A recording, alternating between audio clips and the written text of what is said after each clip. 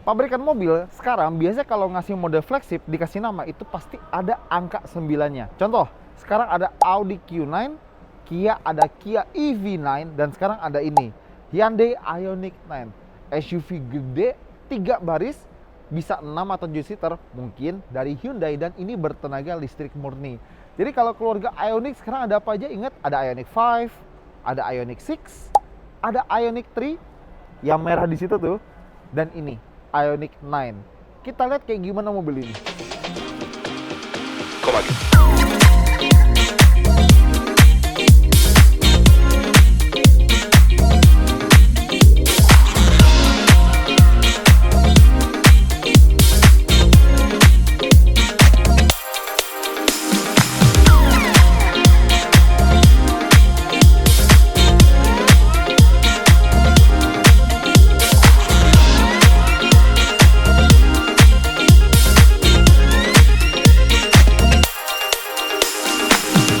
Sekarang di Gias 2026 dan ini bulan Agustus. Tapi mungkin sebelum bulan ini kalian udah pernah ngelihat mobil ini berkeliaran di jalan.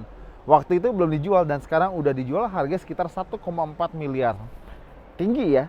Tapi ya udahlah, kita lihat aja. Kalau misalnya keluarga Hyundai yang elektrik selalu pakai pixel-pixel di bagian bodinya. Di luar sini ada banyak ya tuh LED-nya, terus bagian atasnya juga ada, bawahnya ada, dan ini kayaknya ini lampu utamanya dan gede banget. Bahkan buat lampu seinnya aja kayaknya di situ deh. Kita lihat. Bener kan? Jadi lampu seinnya ini. Jadi ini lampu utama gitu ya. Dan lagi-lagi sama seperti mobil listrik kebanyakan,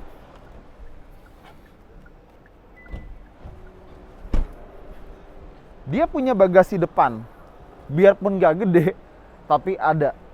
Nih, jadi kalau kita pengen nyimpan misalnya kayak sepatu futsal gitu kan, kotor, bau, kaos kaki juga di sini, taruh di sini. Atau mungkin seragam atau baju jersey habis Herox gitu, keringetan, taruh sini. Atau apa aja lah yang bisa kita taruh di sini. Nggak banyak, tapi bisa. Oke ya, kita tutup.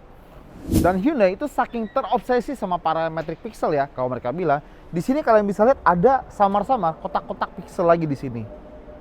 Nah, lanjut ke bagian samping. Kalau misalnya kalian lihat di bagian sini, kebetulan ini mobil warna hitam, tapi yang ini nih ya, setengah lingkaran ini harusnya panel sewarna body, sementara yang lainnya hitam gitu ya.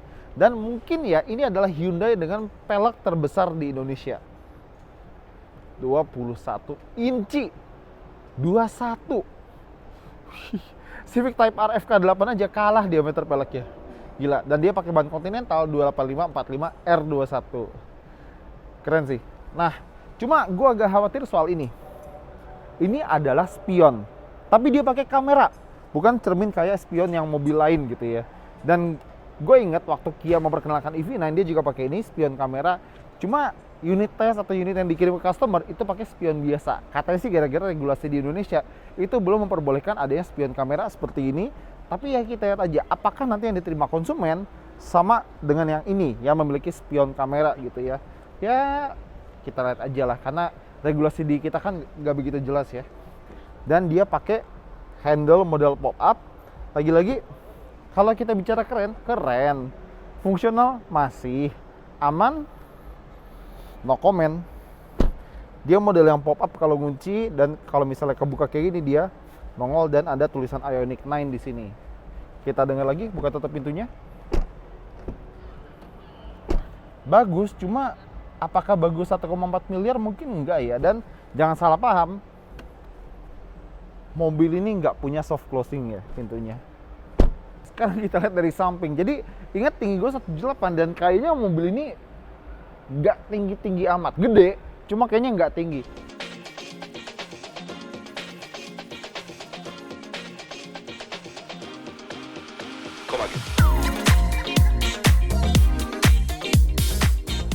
Dan kalau pengen ngecas itu di sini. Wih, bukannya elektrik. Dan bahkan dia punya tenaga motor listrik itu gede banget.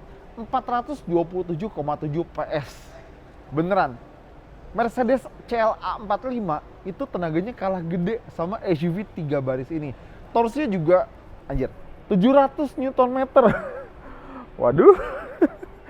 Dan emang beneran kencang, biarpun gede dan berat, mobil ini bisa lari dari 0 ke 100 dalam waktu 5,2 detik atau mungkin 5,7 detik. Ini kenceng gila. Dan nggak cuma kenceng, jarak tempuhnya jauh banget. Jadi kalau baterai penuh bisa sampai 734 km. 734. Jar, bayangin, kalau misalnya pemakaian normal ya dalam kota doang, sama mungkin sesekali ke luar kota, kayaknya sebulan sekali deh baru ngecas. Dan dia pakai arsitektur 800 volt sama kayak Hyundai Ioniq 5, dan dia kalau misalnya ngecas bisa dari 10 ke 80% dalam waktu 24 menit aja kalau nemu charger yang cukup kuat. Nah, sekarang kita lihat bagian belakangnya. Lagi-lagi, kalau misalnya kalian ketemu mobil di jalan, salah satu hal yang menarik perhatiannya adalah lampunya yang benar-benar kayak gapura. Jadi, nih, benar-benar membentuk kayak lengkungan gitu, lagi-lagi kayak gapura. Jadi, kalau misalnya dia ngerem, ini jelas banget kayak ketika lampunya nyala ya, rem gitu. Nggak, sama sekali nggak ada yang subtle soal lampunya. Itu lampunya showy banget. Dan lagi-lagi pastinya pixel ya, dan ini namanya gede Ioniq 9. Dan logo Hyundai-nya tertanam di kacanya. Sekarang kita buka, di sini ada lampu juga. Mungkin ini lampu mundur kali ya. Kamera belakang pastilah di mobil miliaran kayak gini.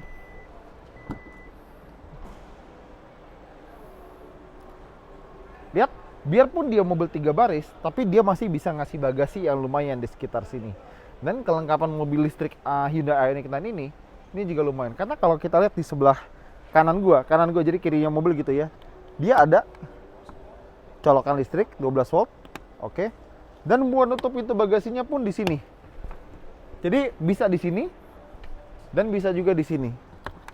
Nggak tahu buat apa, tapi gue tahu. Jadi kalau misalnya kita lagi camping ya, ini kita ratain, kita tidur, terus kepala kita di sini ya, pengen nutup ini bisa dari sini.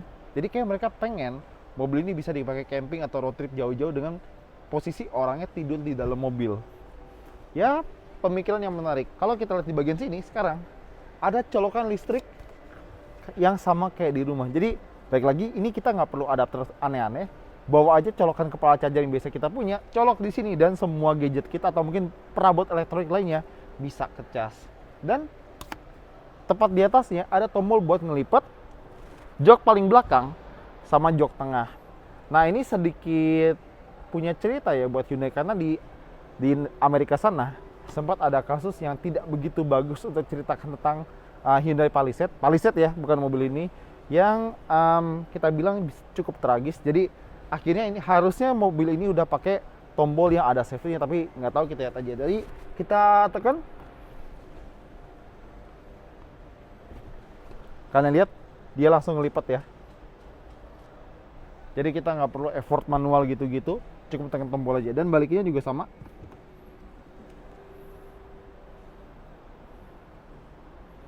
Agak lambat tapi ya udahlah. Dan kita masih harus balikin headrestnya. Sekarang kita cek apakah di balik lantainya ada penyimpanan lagi. Kita buka ya. Oh, ini ada karpet. Iya, kita buka. Yuk. Nggak banyak, tapi ya udahlah. Kenapa nggak banyak? Karena mobil ini adalah mobil dengan penggerak all-wheel drive. Makanya tenaga segede itu dikendalikan sama semua roda. Buktinya ada di sini emblem H-Track. Tapi ini bukan Hyundai AWD pertama di Indonesia. Itu adalah Hyundai Palisade yang diesel generasi sebelumnya. Oke. Masuk ke dalam Hyundai Ioniq 10. Dan nih, tadi kan gue bilang spionnya kamera, layarnya di sini. Jadi kalau secara alami kita nyetir, kita bisa langsung beradaptasi dengan cepat ya. Set gitu. Enak ya. Jadi kalau misalnya emang nanti dijual dengan spion kamera, kita adaptasinya nggak lama-lama amat. Jadi selain mobil ini yang gue inget, yang ada bukannya resmi, yang ada di Indonesia pakai spion kamera, ada Kia EV9, tadi sama si Honda i. Oke. Interior minimalis tapi nggak minim-minim amat. Kenapa? Masih banyak tombol fisik. Terima kasih Hyundai, terima kasih Kia masih mempertahankan tombol fisik di beberapa lini mereka. Bagus. Lihat. Bahkan buat putar volume, tune track gitu ya, masih pakai tombol. Enak banget. AC-nya pun tombol. Bagus. Ya, touch panel di sini, tapi ya paling nggak masih ada tombol buat temperatur. Bahagia banget mainin tombol sekarang ya. Dan hazard, terus nggak cuma itu, buat drive trainnya gitu ya, buat drive mode-nya di sini. Tombol, brake hold, hill descent control, kamera 360, semuanya tombol di sini. Bagus. Dan kita lihat cup holder 2 biji, ada wireless charger. Dan ini yang gue suka dari mobil ini ya, dan sebenarnya udah ada di Toyota sama Lexus juga sih. dia center console box-nya bisa dibuka dari dua arah. Tapi kalau Toyota kan kiri kanan, dia depan belakang seperti ini. Jadi kalau penumpang belakang pengen akses, itu juga bisa. Dan sama kayak Ioniq 5, dia bisa digeser-geser sesuai kebutuhan. Oke. Dan kalau kita lihat, ini tuh dalam banget, bahkan ada partisinya. Dan ini partisinya yang paling bawah ini nembus ke laci belakang yang bisa ditarik. Nanti kita lihat ya. Tapi untuk sekarang kita bahas bagian depan dulu aja. Setir identik sama beberapa Hyundai lain, kayak misalnya Palisade yang baru. 4 titik buat kode Morse logo H, buat adasnya Hyundai Smart Sense, multimedia, dan pedal shift ini buat regenerative braking. Jadi 0, 1, 2, 3 atau max gitu ya, atau auto levelnya. Sebelah kanan buat sen dan lampu, sebelah kiri buat wiper, dan tombol transmisinya atau tuas transmisinya ada di bawah tuas sen. Diputer-puter, nyatu sama tombol start stop. Terus dia ada panoramic display yang gede di sini ya, bener-bener gede banget. Dan kalau kalian ngerasa layarnya masih kurang, masih ada head up display buat driver di sebelah sini. Dan bicara bahan, di sini bagus ya, empuk. Terus ada kain di sini, fabriknya lembut banget, gila lembut. Bahkan saat visornya aja kain yang lembut. Wow, bahkan ada lampu gitu ya, lampunya oke, tapi bukan lampu yang warm white atau cool white gitu yang putihnya kayak di ruang makeup, tapi oke lah. Dan kedua jok depan itu udah elektrik, dan nggak cuma sekedar elektrik, dia ada sandaran betisnya buat dua-duanya, supir sama penumpang. Jadi Hyundai bilang ini buat kalau misalnya kita pengen nunggu mobilnya ngecas, tapi di dalam mobil aja, kita nggak mau keluar. Jadi kita bisa bikin joknya rebah banget sambil nyantai. Dan pasti ya sambil dengerin sound system Bose yang udah built-in di mobil ini. Dan lagi-lagi kebiasaan Hyundai dan Kia, dia ada pilihan sound of nature. Jadi kita bisa dengerin suara ombak, hujan, jangkrik, apalah terserah kita. Kita bisa dengerin kalau misalnya kita lagi nggak pengen dengerin musik. Cuma sayang buat mobil panjang dan gede ini, gua harap spion ini pakai spion kamera ya, spion tengah ini. Karena gimana pun juga kalau misalnya kehalang sama orang dan barang, ini bakal membantu. Emang gue nggak sepakat spion kiri kanan itu kamera, tapi kalau spion indikasi kamera itu gue sangat tertolong gitu, terutama kalau misalnya mobil lagi penuh gitu ya. Oke, lanjut lagi. Sama kayak beberapa mobil Hyundai dan Kia, mereka itu nggak pelit soal USB charger. Ada 3, 1, 2, 3, plus colokan outlet 12 volt tradisional di sini. Dan lagi-lagi sama kayak Santa Fe atau Palisade, dia ngasih filter UV atau lampu UV buat HP kita. Jadi kalau misalnya kita lihat, ini anaknya bisa digeser. Kalau nyontohin jadi gampang. Di bawah sini kan ada laci. Jadi kita masukin HP kita di sini, tutup. Terus ada tombol di sini, kita tekan. Dia bakal nyalain sinar UV buat bersihin HP kita dari bakteri-bakteri gitu ya. Terus di sini ada tempat buat naruh barang. Oke ya. Terus posisi duduk emang tinggi karena ini SUV, gimana pun juga. Cuma bisa direndahin kalau kita mau. Dan di sebelah kanan driver ini ada panel yang ada lingkarannya. Ini adalah fingerprint reader. Yah, pembaca sidik jari. Jadi kalau misalnya kita bikin profil kita di mobil ini, kita nggak perlu kalau misalnya dia habis dipinjam istri atau siapa gitu, kita pengen pakai sendiri, kita tinggal jari kita di sini dan profil kita bakal ke-load secara otomatis. Lagi-lagi ini membuktikan mobil makin lama makin kayak HP. Dan kayaknya ada beberapa trim mobilnya, tapi yang kita dudukin sekarang yang 1,49 miliar, karena di sini ada varian nih, kaligrafi. Jadi entah kenapa pabrikan tuh sekarang mungkin udah enggak ya, tapi beberapa tuh ngasih nama varian tuh kayak pakai tulisan gitu. Contoh paling gampang, Range Rover Autobiography, Hyundai Kaligrafi. Ya ntar mungkin ada sans serif atau apa gitu kek. Nah, balik lagi, di atas ada panoramic sunroof yang gede banget. Ini gede ya. Terus sentuhan terakhir adalah di jok kulitnya ada 4 titik buat H. Lagi-lagi Hyundai. Oke. Jadi bagian depan praktis ya, tapi kalau kantong-kantong misalnya masih kurang, di sini ada laci kecil, di sini juga damping, dan di kantong pintu ada laci yang dindingnya agak transparan. Oke, bagian depan sesuai ekspektasi kita tentang mobil flagship SUV elektriknya Hyundai. Cuma apakah 1,4 miliar atau 1,49 miliar mewahnya? Susah dijawab sekarang. Daripada begitu, mungkin kita lanjut ke belakang. Kabin baris tengah Hyundai Ioniq 9. Di sini lega sih ya, tapi baik lagi karena ini jok tengah dia bisa dimaju mundurin, ini kita bisa kompromi aja, kita mau selega apa tergantung di belakang ada orang atau enggak. Kata ingat dia 3 baris, 6-seater ya kali ini. Cuma kalau misalnya kita lihat kelengkapan di sini standar dari mobil-mobil miliaran ya yang kita bisa expect. Pertama dia ada jok ventilated dan heated, tombol fisik lagi-lagi terima kasih tombol fisik buat AC, dan lagi-lagi gue senang dari Hyundai Kia itu mereka ngasih colokan itu nggak pelit, di kiri kanan jok depan ada, bahkan buat jok depan kita bisa atur posisinya dari sini, tombol-tombol di sampingnya. Tadi lagi panoramik gede, ada ventilasi AC sampai baris paling belakang, jadi nggak ada yang kepanasan di sini, semuanya dapat adem, dan ada tirainya. Yang sekarang kita dapat dia pakai VIP captain seat gitu ya, ada kantong, dan seperti yang gue bilang, ini adalah laci yang nyambung sama center console box di depannya, dan dia ada armrest yang kita bisa atur sesuka hati, gini, biar duduknya enak. Ini bahkan headrestnya kayak yang di pesawat gitu loh, dan sound system Bose-nya juga udah sampai belakang. Dan bicara soal belakang, kita coba aja. Oh ya, joknya udah Isofix ya. Dan lagi-lagi ada 4 titik buat haknya Hyundai.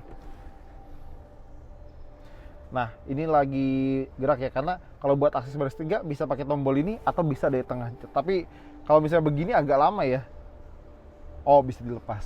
Untunglah, jadi kita nggak perlu repot-repot. Dan baik lagi, ini sebenarnya nggak terlalu mewakili, karena baik lagi ini jok tengah bisa dimaju mundurin, jadi tergantung kebaikan hati penumpang baris kedua aja. Mungkin kalau buat orang dewasa nggak begitu nyaman ya, tinggal 1.8. Ruang kepala bagus sebenarnya, tapi lagi-lagi kaki tergantung sama kebaikan hati penumpang baris keduanya. Tapi di sini lengkap, bisa ngatur jok belakang mau serebah sama setegak apa. Ini jarang-jarang loh buat jok paling belakang yang biasanya dikasih ala kadarnya doang. Ada casan, ada AC, sama ada speaker. Jadi nggak terlalu dianaktirikan kecuali soal ruang ya. Tapi kalau emang kalian pengen mobil listrik 3 baris yang gede dan bisa ngasih banyak, ini salah satu pilihan yang menarik kalau misalnya kalian datang ke sini. Ya, jadi Hyundai Ioniq 9. Kita ngelihat ini sebagai sebuah flagship bertenaga listrik dari Hyundai. Jadi apa kesimpulan kita tentang mobil ini? Ya udah sepatasnya, yang namanya flagship harus semuanya bisa dikasih. Cuma emang kita terkejut sama dia, paling nggak di mobil ini dia ngasih spion kamera. Apakah bakal lolos atau nggak lolos sama regulasi kita nggak tahu. Lihat aja nanti yang dikirim ke konsumen kayak gimana. Cuma emang dia bisa ngasih semuanya di sini, dan untungnya kalau Hyundai itu masih mempertahankan tombol-tombol fisik. Memang layar mereka gede, bagus segala macam, tapi untungnya masih banyak tombol fisik. Ruangannya lega, pertama, kedua, ketiga. Ya ketiga nggak lega-lega amat, tapi ya udahlah. Dan sebenarnya daya tarik mobil ini, baterainya yang gede dan jarak tempuhnya yang jauh